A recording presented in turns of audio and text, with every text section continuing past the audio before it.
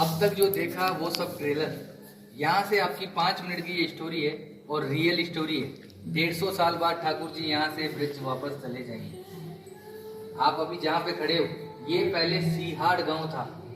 नाथ द्वारा इनके आने से पड़ा।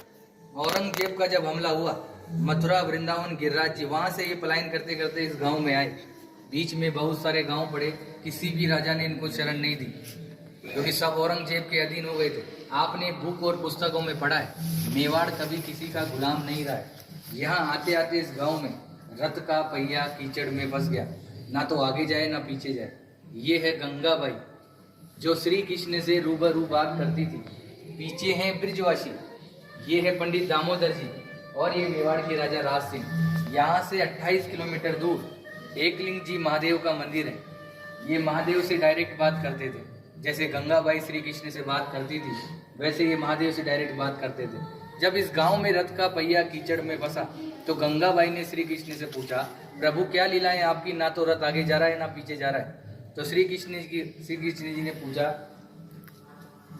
गंगाबाई ने पूछा श्री कृष्ण से, प्रभु क्या लीलाएं आपकी, ना तो रथ आगे जा रहा है ना पीछे जा रहा है। तो श्री कृष्ण जी ने जवाब दिया, मैं किसी के कारणवश यहाँ आया हूँ, यहाँ के राजा को बुलाया जाए और मेरे लिए मंदिर का निर्माण किया जाए। गंगाबाई ने ये बात पंडित दामोदर जी को बताई और पंडित दामोदर जी ने मेवाड़ के राजा राज सिंह को बुलाया और कहा कि हमारे प्रभु पधारे हैं, क्या इनको शरण मिल सकती है।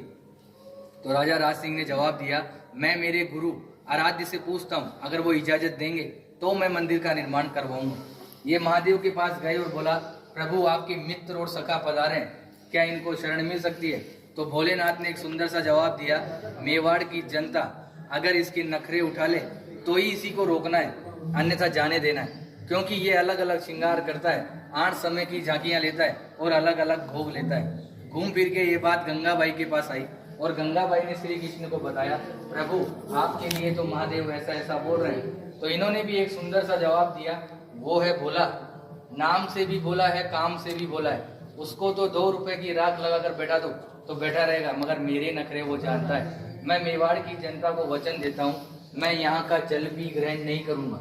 आज भी जल यमुना नदी से आता है, गौशाला में रखाया जाता है। गौशाला से गागर भर के ग्वालपाल सुबह मंदिर में 4 बजे लेकर जाते हैं। यमुना जल का जो प्रसाद बनता है वही ठाकुर जी ग्रहण करते हैं। आप लोगों का जो प्रसाद होता है वो बाहर दिखाकर बाहर ही बांट दिया जाता है।